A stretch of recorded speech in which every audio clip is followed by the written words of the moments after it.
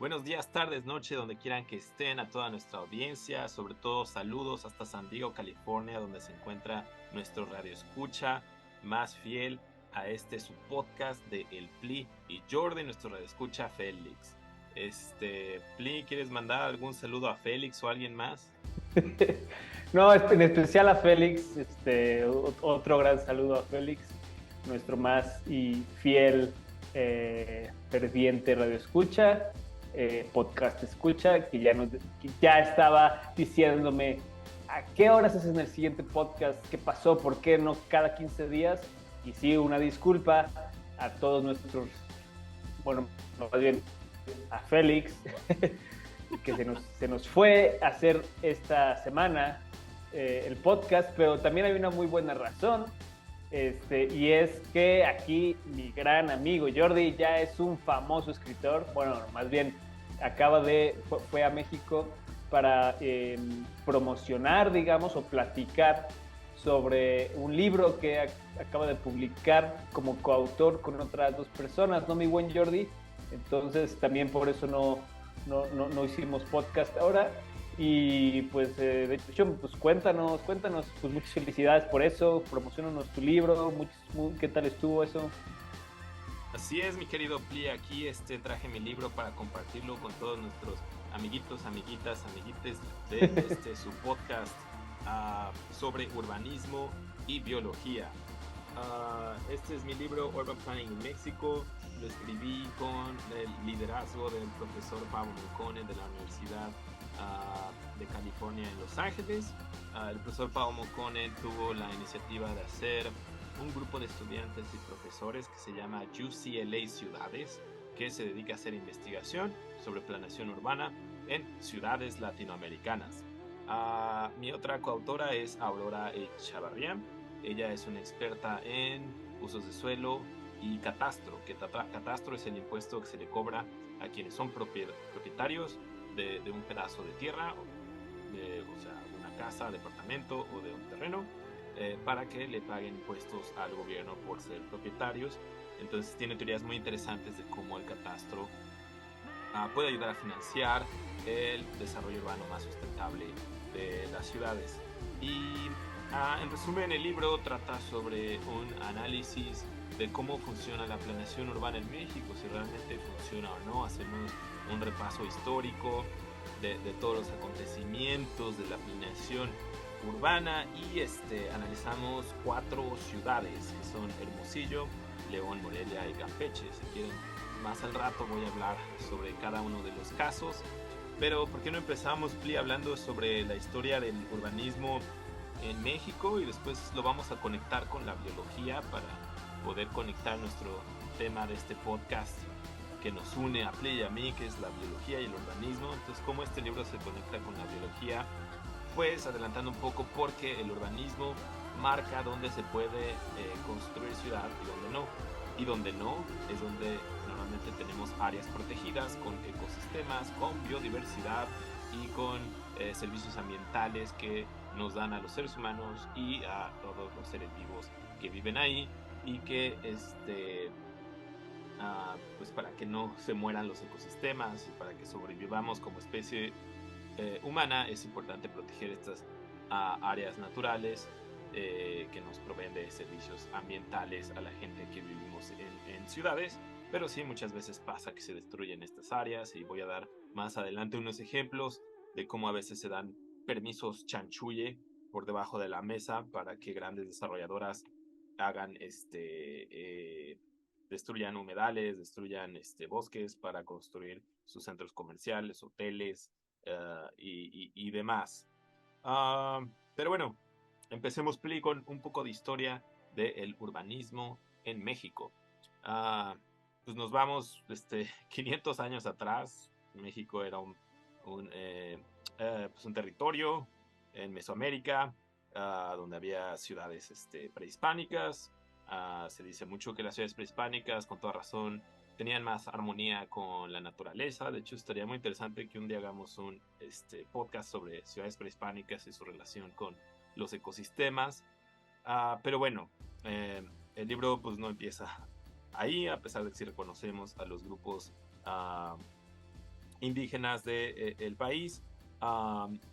Empezamos pues, analizando desde las reformas más modernas, pero pues recordar que en 1680 fue cuando uh, uh, los colonizadores españoles impusieron las leyes de las Indias en todo el continente americano, y parte de las leyes de las Indias era cómo construir las ciudades de los territorios de Latinoamérica.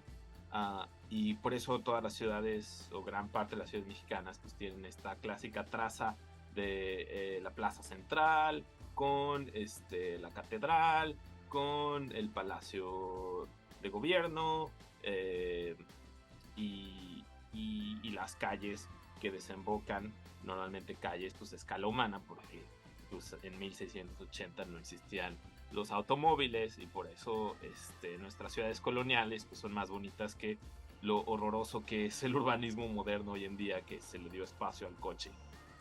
O sea, y es bueno, un documento que era como para definir, como para planear cómo construir ciudades en todos los lugares colonizados. Era como una... sí. O sea, más que una ley, era como un plan de cómo actuar en los lugares colonizados.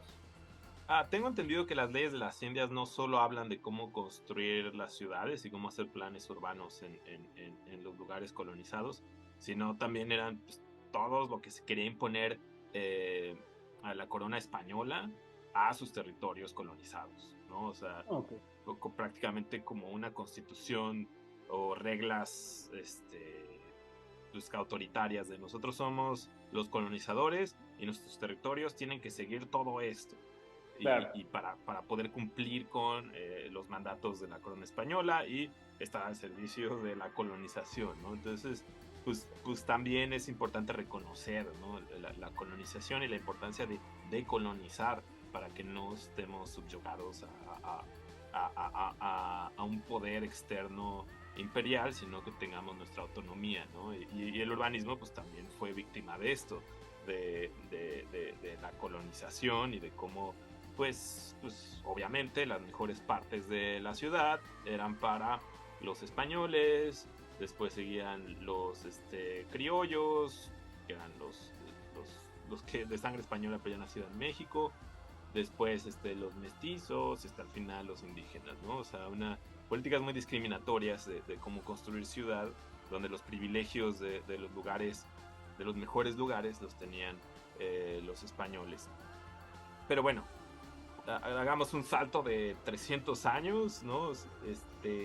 México se empieza a dar cuenta que la llegada del automóvil está destruyendo las ciudades colonizadas, pero en lugar de frenar esto, pues trataron de ver cómo solucionarlo con más calles, más avenidas, destruir zonas protegidas.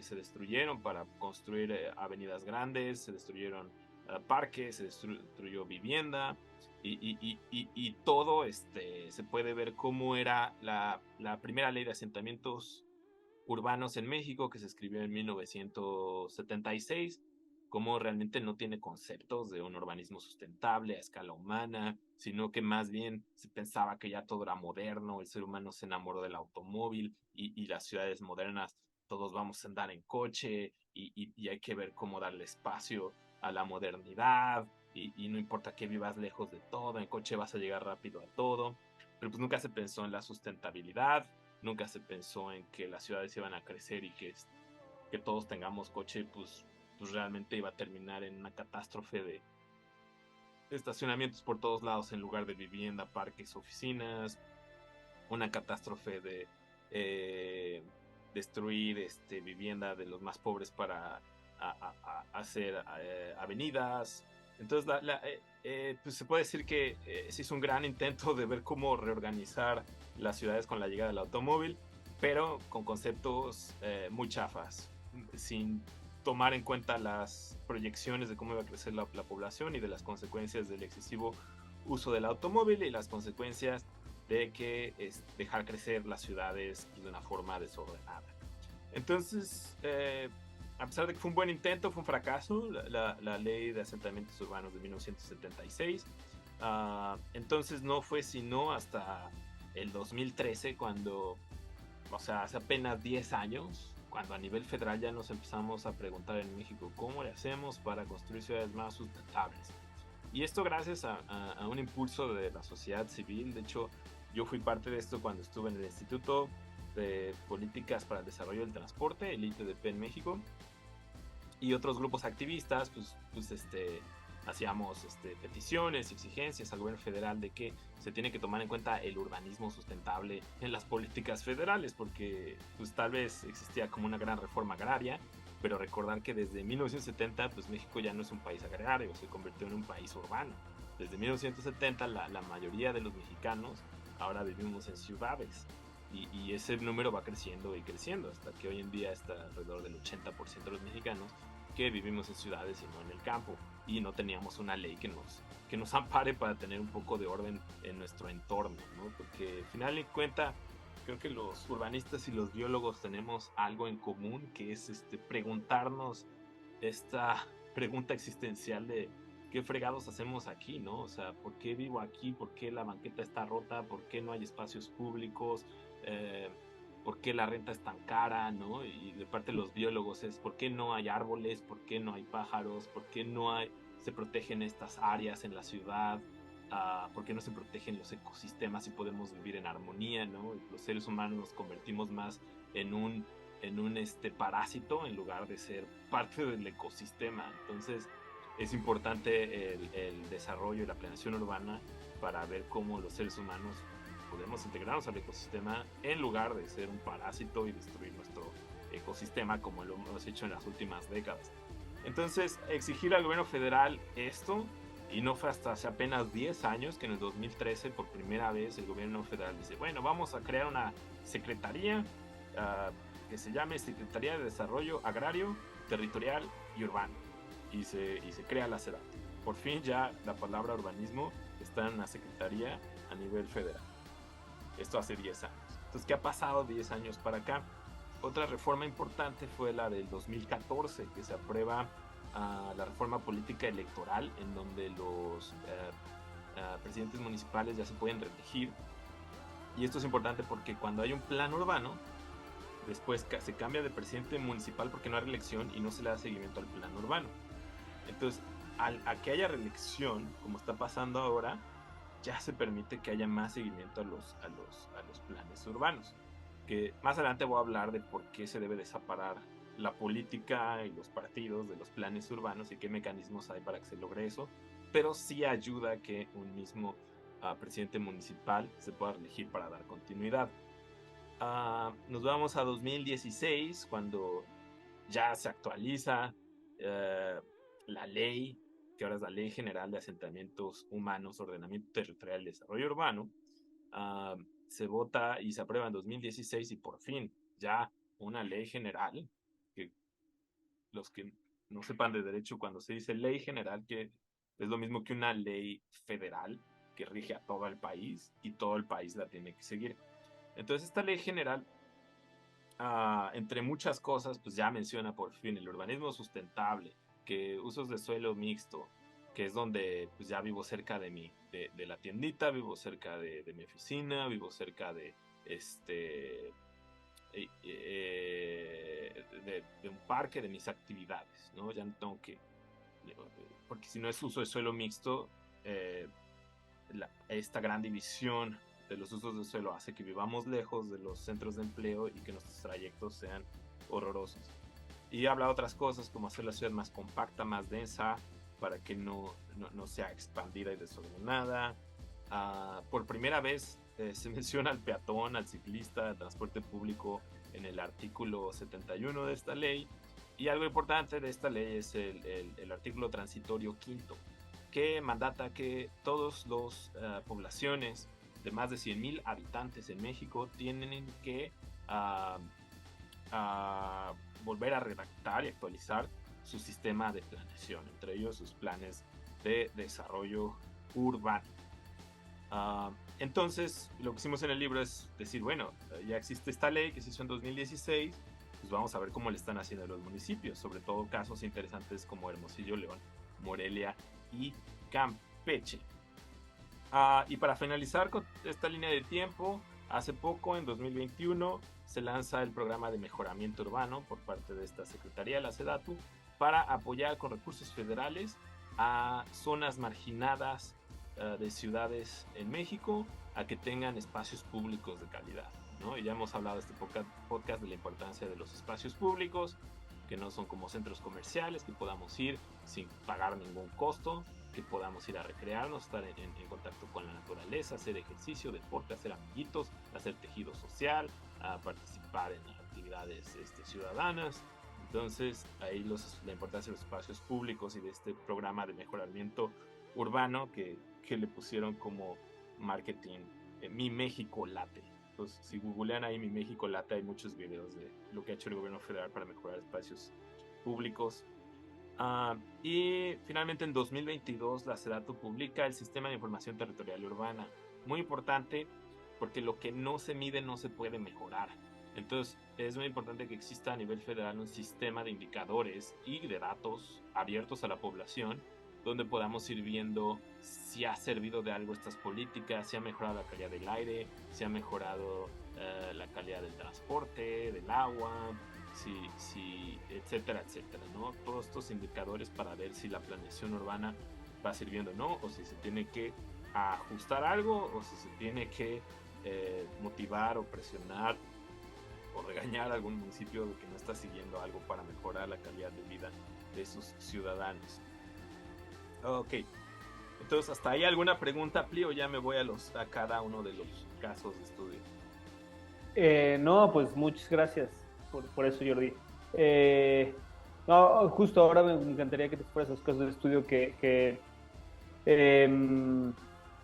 cuando te preguntamos ahí que por qué se escogieron esos lugares, esos estados, nos comentaron que les parecieron, o sea, el criterio fue que les parecieron interesantes lo que sucedió en esos casos de estudio, ¿no? Entonces, ahorita te puedo decir a ellos nada más una pregunta que me surge ahora que hablas de la ciudad, de hacer mejores ciudades compactas y que no se extiendan desordenadamente. En mi mente, cuando yo pienso en ciudades compactas, pienso a veces en caos, ¿no? Pienso en mientras más compactos, más gente, más hacinamiento, más tráfico, más gente hacinada, más contaminación, ¿no? Y yo diría, o sea, mejor que se diluya ahí. Pero a ver, cuéntame un poquito antes de eso, cuál es la ventaja o por qué es mejor ciudades compactas y si luego ya, si quieres ya te sigues con los casos. Gran pregunta, Pli. Como todo en la vida, existe un balance, ¿no? Un justo medio aristotélico, ¿no? Tampoco vamos a vivir en una, todos en un edificio ahí apachurrados, pero lo que ha pasado es que con la llegada del automóvil hemos construido ciudades súper expandidas. Incluso también no solo el automóvil, sino que las zonas donde la gente migra del campo a la ciudad y las únicas zonas donde pueden hacer vivienda, ya sea informal o formal, es lejos de los centros de trabajo. Entonces eso ha hecho que perdamos mucho tiempo en nuestros traslados, también perdamos mucha energía, ¿no? Todo lo que se gasta en gasolina y todo lo que produce ese transporte en emisiones para la calidad del aire y emisiones que contribuyen al cambio climático. Entonces por eso es importante que frenemos esta expansión desordenada de las ciudades. Imaginamos que la ciudad colonial a escala humana de este tamaño, con la llegada del automóvil nos empezamos a expandir, con la migración del campo a la ciudad nos empezamos a expandir más y de repente la ciudad ya era esta manchota. Y es importante que digamos, no, a ver, hay que ordenar todo para que no estemos tan esparcidos por aquí y por allá, sino que la ciudad pueda ser más compacta y sea más fácil llevar servicios urbanos, ¿no? Que no se gaste tanto en tubería hasta qué cerro, sino que todos podamos vivir sobre todo promovemos mucho la vivienda de departamentos, de edificios, esta densidad, ¿no? O sea, que haya más edificios para que la gente pueda ver de una forma más compacta. Y de esa forma llevar servicios urbanos es más fácil y sobre todo la gente al salir va a vivir en una ciudad vibrante, ¿no? Donde hay más gente. Sí te entiendo que hay un límite, ¿no? De repente hay colonias en la Ciudad de México donde ya sientes que no cabes y que todos viven hacinados y que hay mucho tráfico, ¿no? Pero pues el tráfico es culpa de usar automóvil. Te apuesto a que por más compactos que estemos, si nadie usa coche porque hay un gran transporte público y caminamos y andamos en bicicleta, no habría tráfico. Entonces sí, es un gran debate. O sea, sí hay un límite, pero ahora lo que se promueve es la compacidad, porque el crecimiento desordenado, expansivo, ha traído muchos problemas. Pero bueno, paso a los casos de estudio, sin antes hacer una aclaración. Este libro también se escribió no solo por los tres autores, sino por un grupo de estudiantes de la Escuela de Urbanismo de UCLA, de la Universidad de California en Los Ángeles. Entonces, este grupo de estudiantes, de 17 estudiantes, nos ayudaron a hacer investigación sobre cada uno de los casos de las ciudades, con estadísticas, con historia, analizando los planes de desarrollo urbano, para que podamos finalmente escribir cada una de las secciones del libro y llegar a las conclusiones. Pero bueno, rápidamente empiezo con el caso de Morelia, que es un gran ejemplo de cómo pasamos de una ciudad a escala humana muy bonita, colonial, con su catedral, con su palacio municipal, con su mercado, con su plaza, con sus calles peatonales, y que el callejón del romance, y es una ciudad que es patrimonio de la humanidad de la UNESCO. Sin embargo, en las últimas décadas se construyeron suburbios donde la gente vive súper lejos, para la gente con dinero, y donde viven en centros comerciales, muy a lo gringo, ¿no? Se construyó también vivienda informal, a las afueras de la ciudad, donde la gente tiene que hacer trayectos de 2, 3 horas para llegar a su centro de trabajo. Después con las políticas de los gobiernos del gobierno de Calderón, que dijo, vamos a construir un montón de viviendas, pero no importa dónde, donde sea más fácil, y las construyó todas a las afueras de la ciudad. Es difícil que lleguen servicios urbanos, tienen muchos problemas de inundación, de falta de luz, de drenaje, y después la gente las abandona. Y hay muchas ciudades fantasma. En el caso de Morelia, pues existen un par, ¿no? Analizamos el caso de Villas del Pedregal, la gente abandona sus viviendas o la gente vive de forma muy austera, porque no hubo realmente una política de vivienda de que, bueno, vamos a hacer vivienda, pero que la gente viva cerca de su trabajo, no que tengan que hacer trayectos horribles y que no estén cerca de servicios urbanos básicos. Entonces, eso es uno de los problemas de Morelia, su expansión desordenada. Y el otro problema, pues, que han hecho cambios de uso de suelo discrecionales. Te comparto el caso de Ramal Camelinas, que era una zona protegida por el gobierno federal, pero de repente decidieron dar permisos a una desarrolladora para que haga vivienda para gente de altos ingresos y que haga un centro comercial. Entonces, para llegar a esa vivienda, este centro comercial, destruyeron todavía más las áreas protegidas para construir una carretera que costó millones y millones. Entonces, 695 millones por una carretera nomás para servir a esta población, y destruyendo las zonas protegidas. Entonces, la lógica de la zonificación urbana, que es lo que hacemos los urbanistas, es decir, a ver, vamos a analizar este mapa. ¿Dónde se puede urbanizar?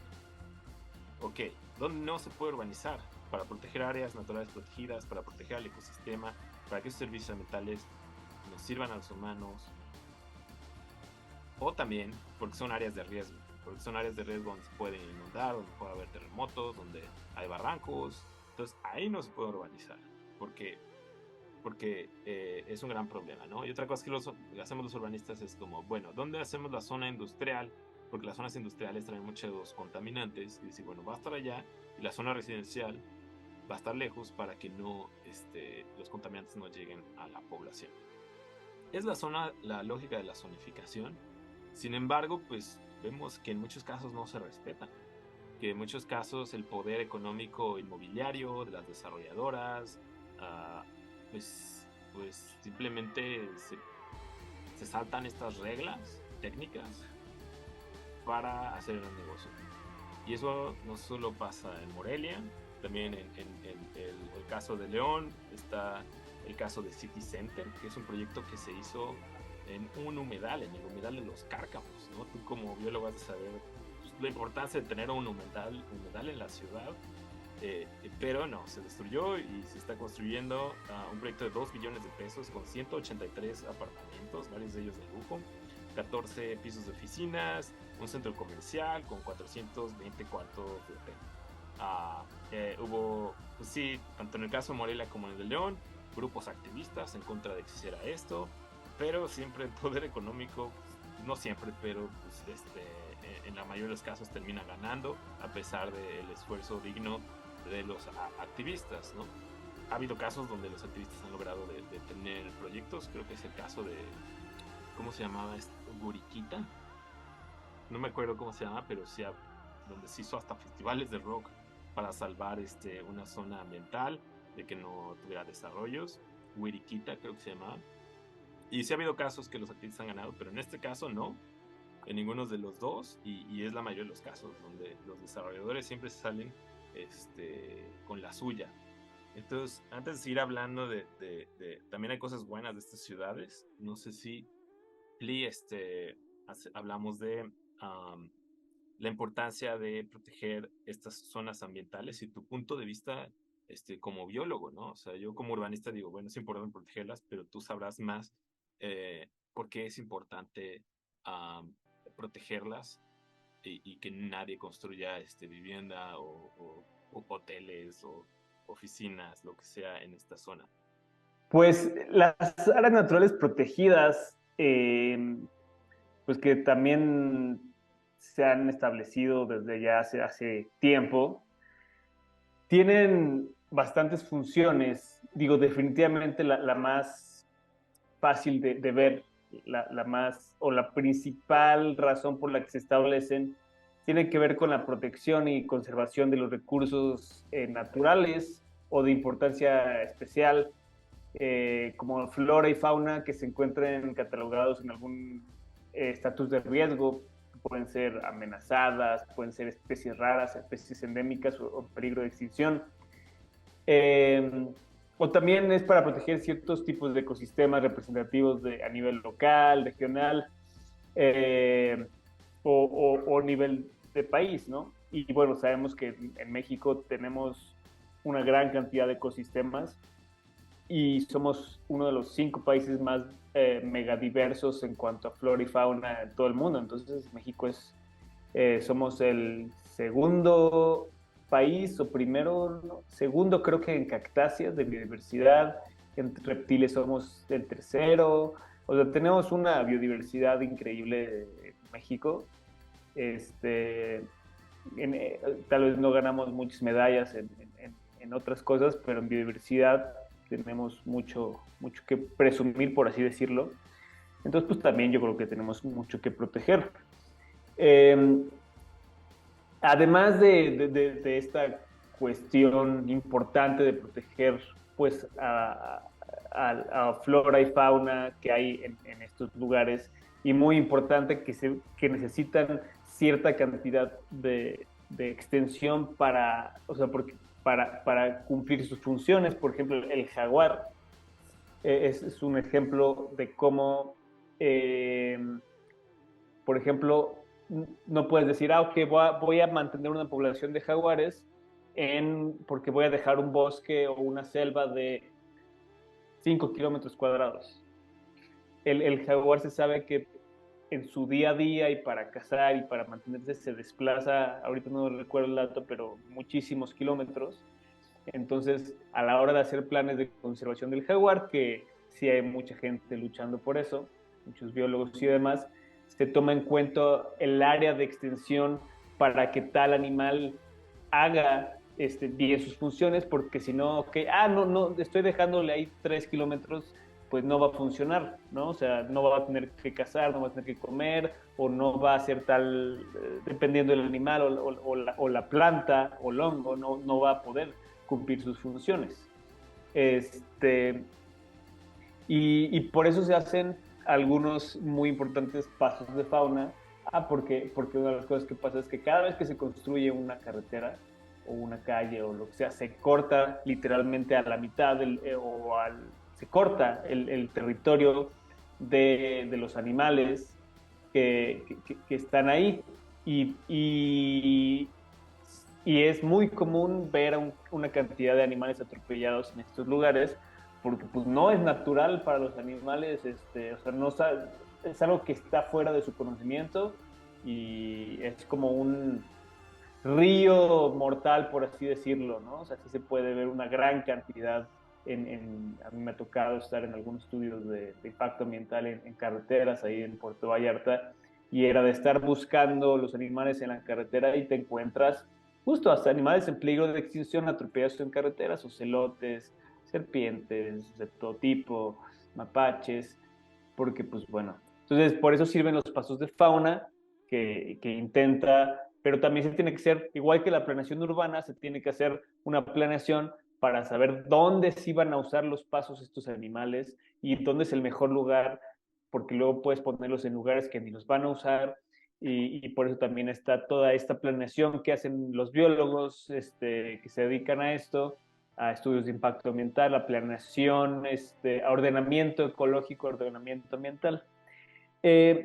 Y más allá de eso, pues hay muchas funciones ecológicas o servicios ecológicos que se le llaman, que dan las áreas verdes, ¿no? A las ciudades, incluyendo, bueno, el más conocido es esta cuestión de absorber dióxido de carbono y dar oxígeno, pero no solo eso, sino en las ciudades, además hay muchas partículas suspendidas que pueden ser mitigadas por los bosques, que pueden incluir metales pesados, por lo menos sirven una especie de filtro, pero también sirven como amortiguador para el calor, ¿no? Sobre todo o sea, y en contraste al asfalto, ¿no? El asfalto suele, cuando se asfalta demasiado una ciudad o cuando hay mucho cemento, cuando todo eso, se aumenta bastante la temperatura. En cambio, en las áreas verdes son áreas generalmente mucho más frescas, ¿no? Son amortiguadores los árboles y las plantas. Y también hay cuestión, por ejemplo, de los mantos acuíferos, que es súper importante, en donde hay áreas verdes, se acumulan y se restablecen los mantos acuíferos, y esa cuestión del agua es muy, muy importante. Ahorita también estaba leyendo esta información de que hay en áreas verdes urbanas o bosques urbanos, se sabe, o ya hay como información y estudios que, por ejemplo, promueven el bienestar de las personas, incluyendo mejorarle su salud. Yo que pues he estado o soy parte de los guías de terapia de bosque, hay información de que simplemente caminar en un lugar boscoso, en un lugar verde, o estar ahí 5 minutos al día, te mejora tus niveles de estrés, te mejora tus niveles de inmunológicos, ahora sí que te mejora el humor. Entonces es muy bueno para la salud mental, sobre todo, ¿no? Hay información incluso que tener áreas verdes urbanas ayuda a la economía, incluso porque la gente está más dispuesta a comprar o a pagar. Por ahí dicen que del 9 a 12% más si los lugares donde si los negocios donde están los lugares están cerca de lugares con bosque o áreas verdes, ¿no? Como decía, la cuestión de la contaminación. También inspirar la actividad física y las actividades lúdicas, las cuales son muy importantes. Incluso hay información de que ayuda a los niños a aprender, ¿no? se dice que, por ejemplo, niños que tienen déficit de atención, caminar unos 20 minutos en un parque urbano los ayuda a concentrarse, y a diferencia de caminar 20 minutos en un lugar meramente urbano, ¿no? En otros lugares urbanos. Entonces, para mí habla también de que, porque yo veo una pandemia de déficit de atención, ya todo el mundo tiene déficit de atención, y sobre todo las nuevas generaciones, o sea, mis primas o sobrinos más chicos, casi todos dicen que tienen déficit de atención. Mucho yo lo atribuyo a las redes sociales y demás, pero algo así tan simple como poder estar en un lugar boscoso unos 20 minutos ya ayuda. Y creo que tiene que ver mucho con estar presente, con poder estar en la cuestión alrededor de patrones naturales, ¿no? Hace poco platicaba con un primo de que para mejorar tu visión, de repente tienes que mirar árboles porque hay patrones fractales naturales que suceden en las ramas y en las hojas que no lo tienes en simplemente un edificio que todo es cuadrado y así, ¿no? O sea, los patrones fractales tienen esta cuestión que hacen algo en tu cerebro para estimular tu visión de una manera natural. Y bueno, varias cuestiones más de los parques urbanos que ya, pues, tú sabes muy bien, Jordi, porque te dedicas en parte a eso, pero incluyendo hasta más seguridad, ¿no? Creo que hay mucha información de que hay mucho menos crímenes y mucha más cohesión social en lugares que hay pues, muchas zonas, bueno, que hay parques urbanos, ¿no? Y esos son algunos de los servicios. Si ahorita se me ocurre alguno más, lo diré, pero están desde los servicios ambientales, me refiero al aire, al agua, o sea, la calidad del aire, agua y, y el ambiente en general, porque también, por ejemplo, la calidad de la contaminación sonora, y toda la cuestión social que ayuda a cohesión social y cuestión mental, que es de las más importantes, ¿no? Para mi gusto, ¿no? El hecho de que al parecer hay algo, que el hecho de poder estar en zonas urbanas naturales, la gente lo ve más, lo aprecia más, lo ve más bonito, se da hasta más plusvalía de ese lugar, ¿no? Entonces, es como, por todos lados creo que hay beneficios, Jordi. Pero bueno, si quieres entonces, no sé si vas a hablar de otros de los casos. No, ligando lo que dices con el libro, sí es muy importante que los biólogos y los urbanistas trabajemos en conjunto, porque los biólogos saben cómo y por qué proteger las áreas naturales y cuáles son las indicadas a proteger, y nos pueden ayudar a decir, bueno, aquí no hay problema si urbaniza, ¿no? Solo hagan medidas de mitigación como arbolados, un parquecito de este tamaño para que la temperatura se mantenga y no se pierda la biodiversidad. Que es otro de los casos que analizamos en el libro, es el caso de Campeche, que ahora es una ciudad donde pues va a ser una de las estaciones del Tren Maya, este gran megaproyecto de este gobierno, de esta administración de Andrés Manuel López Obrador, que ha sido un proyecto muy controversial. Hay muchos ambientalistas en contra y con toda la razón, pero también hay mucha gente que apoya el proyecto porque pues, quiere decir que por fin en esta zona tan marginada del país pues va a haber un megaproyecto de infraestructura que va a levantar la economía y que va a favorecer no solo la conexión entre las ciudades, sino a las ciudades mismas, ¿no? Como tener una estación de tren en el centro de tu ciudad, pues cambia por completo cómo construyes la ciudad y cómo tienes conectividad con el resto de las ciudades a tu alrededor. Entonces puse la foto hace poco de los pasos fauna, porque pues son medidas de mitigación, digo, si destruyes la naturaleza, pero pues bueno, lo menos que puedes hacer es dejarle a la fauna que vive ahí, pues un espacio donde puedan seguir yéndose de un lado al otro para poder reproducirse, para poder ir por sus alimentos, para que puedan seguir disfrutando de su bosque, ¿no? Ya les destruiste gran parte, pues eso es lo menos que puedes hacer, ¿no? Y ahí es donde está la gran pregunta, si como seres humanos, hasta dónde tenemos este como control egocéntrico de destruir a la naturaleza, de construir trenes. Digo, en lo personal, a mí me apasionan los trenes y yo quiero tener esta experiencia de tomar el Tren Maya cuando se acabe, pero pues siempre hay que estar conscientes de todo lo que se tuvo que destruir para que ese tren esté ahí,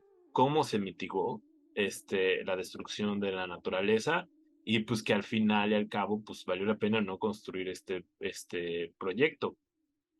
Pero eso pasa en todo el mundo, no solo en México. Todo el mundo hay megaproyectos y que destruyen la naturaleza y que es la gran pregunta, o volvemos a vivir en el bosque sin destruir nada, aunque no tengamos conexión con el exterior, o pues hacemos estos megaproyectos. Entonces, pues mira, de entrada yo creo que un tren es mucho más sustentable que seguir construyendo carreteras para los coches, pero también completamente entiendo a los ambientalistas en contra de este proyecto y cómo va a afectar toda esta zona donde hay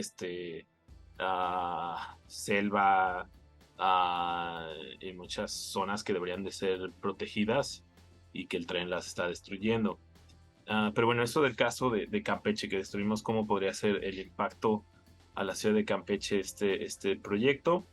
Pero ahora quiero contarte un poco de la historia de León, que es muy interesante para los urbanistas. De hecho, León puede ser la mejor la ciudad con un mejor sistema de planeación de todo el país y la primera que empezó a preocuparse por ello, ¿no? O sea, desde los años 70 ellos empezaron a pensar en cómo vamos a hacer sistemas de planeación para la ciudad. Hicieron hasta un simposio nacional de planeación en 1970, 6 años antes de la ley de asentamientos urbanos. Uh, y fue hasta 1993 donde se dieron cuenta que esta ley no está sirviendo, que tener coches por todos lados no está sirviendo, que las ciudades expandidas donde hay viviendas sin ciudad, lejos de todo, no está sirviendo. Entonces en 1993 el presidente municipal de León, Eliseo Martínez, se va a hacer un viaje a Curitiba, Brasil, que Curitiba, Brasil es como la meca de los urbanistas latinoamericanos. Es probablemente la ciudad más avanzada en toda Latinoamérica en sistemas de planeación urbana. Uh, Ellos fueron los primeros en construir un sistema BRT, que BRT es como el Metrobús de la Ciudad de México, o el Mexibús en el Estado de México, o el Tuzobús en Pachuca, o Vivebus, creo que está en Chihuahua. Todos estos sistemas de autobuses con un carril confinado y con paradas en el camellón y no en la banqueta, y con sistemas de prepago, o sea, pagas antes de subirte al autobús. Entonces, eso se llaman BRT, y la ciudad de Curitiba fue el primero en hacerlos, uh, me parece, desde los años 70, porque ahí hubo un gran visionario, un urbanista que se llama Jaime Lerner, que murió hace un par de años, y es como un urbanista muy admirable de Latinoamérica. Y bueno, ¿qué tenía Curitiba que se aprendió en México? Tenían un instituto de investigación que estaba desligado del gobierno, un instituto de investigación urbana, que era el que hacía recomendaciones de planeación al gobierno de la ciudad de Curitiba. Entonces lo que dijo Eliseo Martínez, necesitamos un instituto así en León, que esté separado del poder político, porque cuando unes a la planeación con la política, pues va a pasar que que no se van a respetar los planes, que el poder político le va a ganar al poder de la planeación, y el poder político muchas veces lo que quiere es destruir zonas ambientales para beneficio económico, para poder ganar votos, lo que sea. Pero no, es necesario que se siga un plan por las cuestiones técnicas de proteger áreas naturales, de que las ciudades tengan espacios públicos, un buen transporte público, y que la política no se meta en el aspecto técnico. Entonces, Eliseo Martínez funda en el año 1994, o sea, ya estamos hablando hace casi 30 años, ¿no? Que se funda el primer Instituto Municipal de Planeación del país, los famosos INPLANes.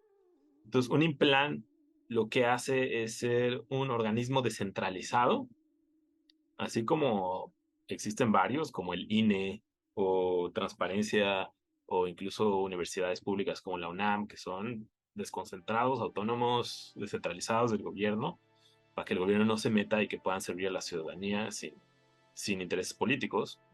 Pues existen los implanes, que el primero nació en León, pero que hoy en el país hay 65. Entonces los implanes lo que hacen es hacer el análisis técnico, redactar el plan, presentárselo al presidente municipal y al cabildo, que el cabildo es como esta serie de gente elegida por elección de diferentes partidos políticos y son los que aprueban todo en un municipio. Y el cabildo pues tiene la última palabra y ya aprueban el plan y después lo que hace el Instituto Municipal de Planeación es hacer que el plan pueda seguir y seguir y ir evaluándolo y impulsando que las políticas que hay en el plan se puedan hacer con ayuda de las diferentes direcciones, departamentos o secretarías que tenga una ciudad. Y y así fue como León pues, ah, también se convirtió en la ciudad con el mejor sistema de transporte público de todo el país. No es tan bueno, pero es el menos peor, por así decirlo. Fueron los primeros, así como Curitiba fue el primero en todo el mundo en hacer un BRT, uh, León fue el primero en hacer un BRT en México. En el año 2003, o sea, hace 20 años, se hizo el primer BRT. De hecho, cuando te visité en Guadalajara nos subimos al Macrobús, ¿no? El Macrobús es el BRT de Guadalajara, que ayuda mucho a hacer un sistema de transporte público que sea de bajo costo y que sirva a mucha población y dar de alguna forma un transporte digno a la ciudadanía. Entonces León pues, tiene este sistema que le llaman se llama Optibus, pero todo el mundo lo conoce como la oruga porque se usan estos camiones biarticulados que hacen esta forma cuando dan la curva como si fueran una oruga que se mueve con esa articulación. Y pues el resultado es que en León 15% de la población camina al trabajo, 10% anda en bici, que es muy alto para una ciudad mexicana. Por dar un dato, en la Ciudad de México no llegamos ni al 2%. Está como alrededor del 1% de la gente que se mueve en bicicleta. Y en León es el 10%. El 10% y 37% en transporte público y 30% en coche. Que es una buena combinación de reparto modal. Normalmente las ciudades del centro y sur de México, pues sí, como el 20-30% se mueve en coche y el resto en modos más sustentables. Pero mientras más te vas al norte del país, más gente usa el coche. Por ejemplo, Hermosillo, que es el otro caso que analizamos, pues es la mitad de la población que usa coche, ¿no? Y eso no es conveniente. O sea, quieres mantener lo más bajo posible la gente que usa coche como en un 10% para pues, una ciudad intermedia grande. Por ejemplo, en la ciudad de Los Ángeles, que es donde vivo, el 90% de la población se mueve en coche, que es muchísimo, muchísimo. Y es terrible salir a la calle y ver todos los coches, caminar siempre al lado de estacionamientos. Y yo orgullosamente digo que soy del 10% que se abstiene de usar un coche, pero bueno, también tengo el privilegio de poder vivir cerca de una estación de metro y de transporte público. Y en la Ciudad de México, ¿tú sabes cuántos son? Sí, es 30% en coches, 70% en medios sustentables. Sí. De lo que yo sé, tal vez ha cambiado en el último sexenio, pero ahí de lo que yo me acuerdo. Pero sí, pues no debe de haber cambiado mucho, como 30-70 es el porcentaje. Entonces, ese es el caso súper interesante de León y cómo ha inspirado a todo el país para hacer sistemas de planeación urbana. Entonces, si no tienes alguna duda ahí, puedo hablar ya de como las recomendaciones del libro y como de qué es lo que lo que recomendamos los autores para que las autoridades, tanto de los tres niveles de gobierno, federal, estatal y municipal, puedan llevar a cabo para mejorar sus sistemas de planeación y hacer ciudades más humanas, sustentables, bonitas, divertidas. Súper, date, bueno, leo unas cosas que estoy viendo aquí, unos datos, y luego ya con eso te vas, pero es interesante que hay datos, por ejemplo, hay unos datos que dicen, por ejemplo, que las ciudades constituyen el ecosistema de más rápido crecimiento. O sea, esto es vamos a hablar de que las ciudades son un ecosistema, de alguna manera lo son, medio raro, este, este, medio muerto en el sentido de que pues, todo el cemento o el asfalto pues no tiene mucha capacidad de vida a diferencia del suelo de la mayoría de los ecosistemas que tiene muchísima dinámica de vida, pero bueno, están creciendo y pues este dato dice que es el ecosistema de mayor crecimiento.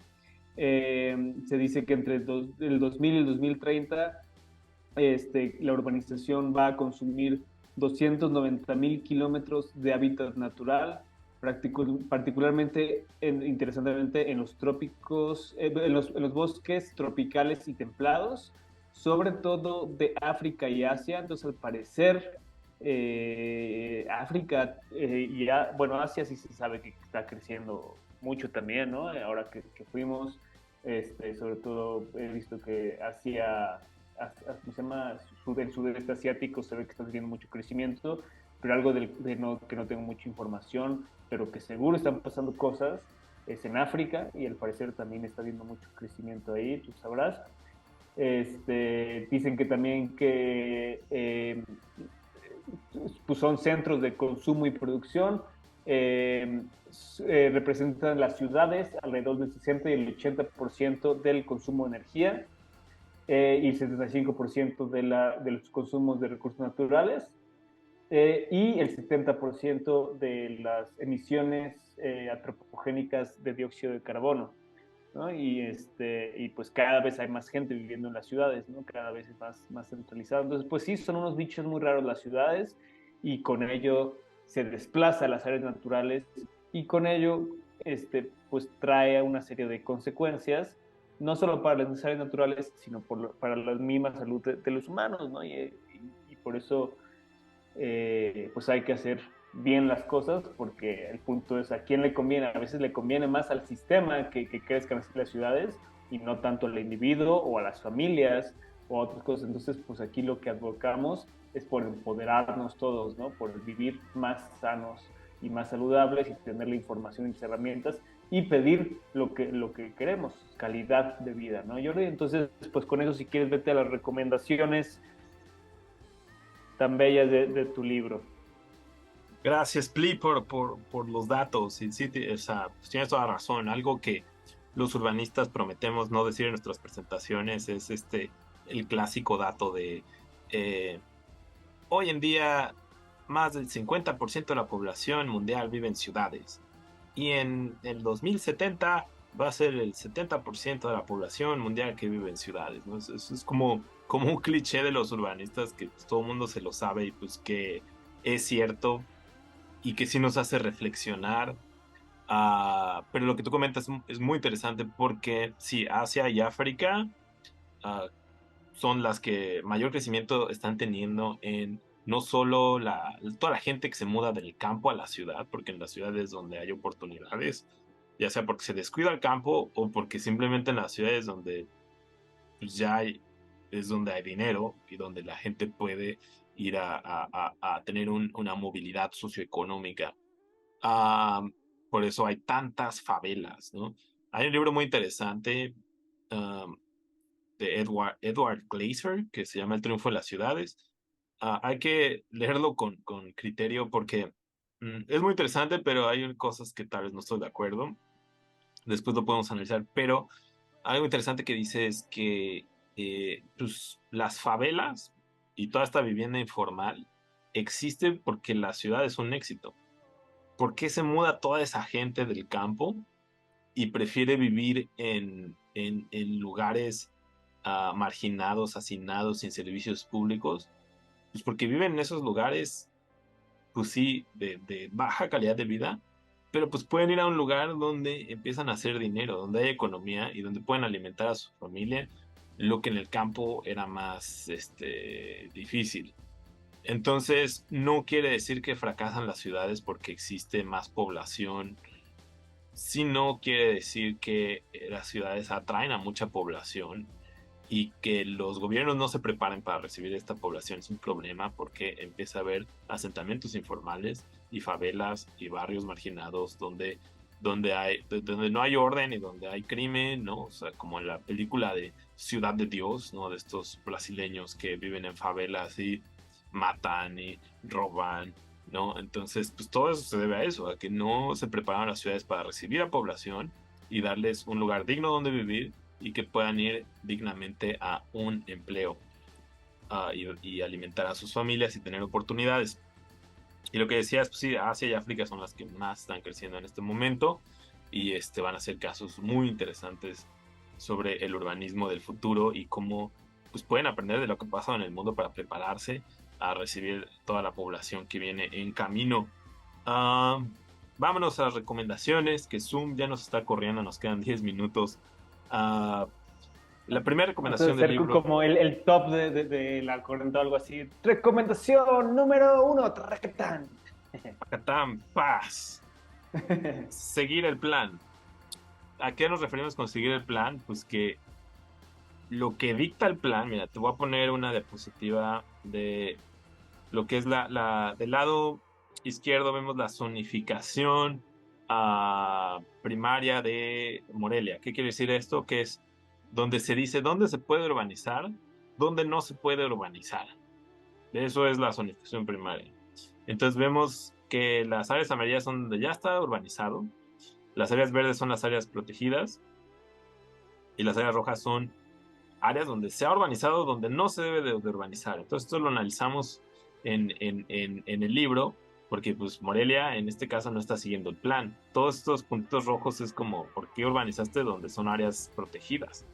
Y es muy importante que los gobiernos tengan estos mapas con la zonificación y que los ciudadanos podamos ver, a ver, aquí se puede zonificar, aquí se puede hacer vivienda, aquí se pueden hacer parques, aquí se puede hacer industria, ¿no? Que es ya la zonificación secundaria, donde ya es más específica en si las áreas urbanizables son residenciales, son de industria, son de recreación, son comerciales. Entonces, el caso de Morelia es interesante porque tienen este mapa interactivo, pero la última vez chequé, ya no se pueden bajar los archivos de sistema de información geográfica, que esto es muy importante para los urbanistas, que podamos bajar los mapas y que ese mapa nosotros podamos abrir en un software y con eso hacer análisis geográficos y estadísticos de si sí se está cumpliendo el plan o no. Pero bueno, ¿cómo hacer que las ciudades sigan sus planes? Tienen que fortalecerse los procedimientos de cambios de uso del suelo. Se tienen que fortalecer los mecanismos de monitoreo y ajustar las sanciones, porque a veces se paga una multa, pero prefieren pagar la multa y seguir urbanizando, porque la multa no es lo suficientemente alta. O también sabemos que hay muchos chanchulles y probable corrupción en todos estos procesos. Entonces debe haber inspectores, que los inspectores vayan. Se tienen que usar imágenes satelitales para que se vea si están construyendo donde no se debe construir y de esta forma que estrictamente se siga el plan, ¿no? Y empoderar a la ciudadanía para que la ciudadanía diga, oigan, están construyendo aquí y vamos a detenerlo y vamos a hacer que el municipio no dé los permisos para construir en zonas protegidas. Entonces esa es la primera recomendación. La segunda recomendación es la transparencia, que tiene que ver con lo que hablaba de los sistemas de información geográfica. Que los gobiernos nos compartan toda su información sobre la ciudad y que la podamos analizar los ciudadanos. La transparencia es indispensable para poder monitorear, evaluar y ver que sí se está cumpliendo con todo. Entonces, una transparencia ideal es que pueda haber acceso a todos los planes actuales, porque a veces ni siquiera suben los planes y ni siquiera sabes cuál es el plan de tu ciudad. y estás buscando ahí en internet y no lo encuentras. No, tiene que estar claramente cuando entras a la página planes. Ahí están todos, los actuales, los que ahorita se están ejecutando. Y además que un botón ahí donde consulta todos los pasados, para que veas que en el pasado cuáles hubo y qué se hizo en el pasado, ¿no? La gran mayoría de los municipios no tienen ni siquiera en la página cuáles fueron los planes de hace 10 años. Que tengan estas plataformas. Te voy a enseñar otra diapositiva.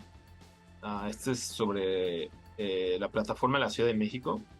Estas plataformas donde está toda la información geográfica y que puedas ver ahí dónde están las áreas verdes, cómo funciona el catastro, cómo funcionan las áreas residenciales, las comerciales, y que todo eso tú lo puedas bajar en estadísticas que puedas analizar o en mapas que tú puedas visualizar y te quede claro, mira, aquí al lado de mi casa es una zona protegida y si veo que alguien va a construir, le voy a llamar al gobierno y le voy a decir, oiga, no está cumpliendo el plan, ¿qué vamos a hacer? ¿No? Ya armas tu grupo de activistas y se amarran a un árbol y ya tienen esta información en la mano, ¿no? De esto es ilegal.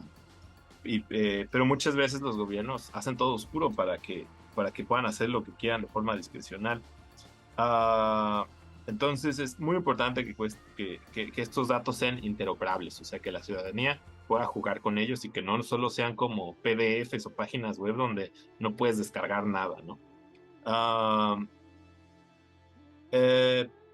Última recomendación, participación ciudadana. Escuché hace poco a Obrador en una mañanera citando a Benito Juárez: con el pueblo todo, sin el pueblo nada. Entonces, la participación ciudadana es fundamental para la democracia, para que el espíritu colectivo del pueblo y la población se vea reflejado en los planes, porque además a más participación, la gente va a apoyar más un plan, va a haber más seguimiento, apropiación de los proyectos y más éxito va a tener un plan en lugar de que todo se haga en lo oscuro y con intereses económicos. El chiste es que todo se haga por el interés público de la gente y por eso es importante la participación. SEDATU ha hecho un gran esfuerzo. La Secretaría de Desarrollo Agrario, Territorial y Urbano ha hecho un gran esfuerzo porque esto se lleve a cabo. Publicaron una guía que se llama Trazando Ciudades, que son guías de participación ciudadana que les enseñan a los gobiernos cómo hago participación ciudadana. Ok, si voy a construir una ciclovía, voy a ir a la esquina con un mapa y con una imagen y le voy a preguntar a la gente qué opina, ¿no? O voy de puerta en puerta, o voy a hacer encuestas, o voy a llevar un carrito por toda la ciudad y que la gente vea el proyecto y que me dé su opinión. O también voy a hacer juntas vecinales. O también muy importante que se oficialice más la participación ciudadana, por ejemplo, que haya consejos como un consejo del INPLAN, del Instituto Municipal de Planeación. Estos consejos, que la mayoría de los del consejo sean ciudadanos, expertos en el tema y que puedan participar en las decisiones, que voten las decisiones y que esa es la voz que se refleja en el plan. Y que el consejo, que la forma como eligen el consejo realmente sea democrática, ¿no? Que haya espacio para todos los activistas, académicos, expertos en el tema. Y no solo eso, sino que también se salga a la calle y que se le pregunte a la gente que no tiene tiempo de ir a una junta, que se le pregunte así cuando está esperando el camión o en su hora de lunch: oye, un minutito, ¿qué opinas de esto? ¿Qué te gustaría? Dice, no, pues aquí falta sombra, aquí no hay árboles. Entonces, eso es la participación ciudadana que es muy importante para que entre todos los ciudadanos podamos construir ciudades más dignas, justas, con más oportunidades para todos. De la mano, ciudadanía y gobierno. Y con esto me despido, mi amigo Pli, que Zoom nos deja un minuto más, pero alguna reflexión final que tengas o quieras despedirte de la audiencia. Pues nada, muchas gracias a Félix por escucharnos y a todos los demás. Muy interesante, muchas gracias a ti, Jordi. Pues quien quiera conseguir el libro, sobre todo si les interesa la cuestión del urbanismo, aprender mucho más, ahí vayan y compren el libro. ¿Algún lugar donde lo puedan conseguir, Jordi? Bueno, ahí está. Urban Planning in Mexico. El libro no se compra, el libro es gratis en internet. Quien quiera la liga la vamos a dejar en la descripción del podcast y del video en YouTube. El libro es Creative Commons, o sea que es del dominio público. Quien quiera lo puede estudiar, resumir, destruir. Es un libro de dominio público que se hizo desde una universidad pública para poder dar nuestro granito de arena a la planeación urbana en México. Pues vayan entonces, pues todos los que quieran saber un poco más, es una gran información, muy bien resumida por grandes académicos. Y pues muchísimas gracias, qué bueno estar otra vez contigo, Jordi, y nos veremos en el siguiente episodio. Que tengan buena noche. Adiós, o buen día, amigos, o lo que sea. Urbanistas, biólogos, bonita día, noche, lo que sea. Urbabiólogos. Urbabiólogos. Biólogos. Biólogos. Biologistas.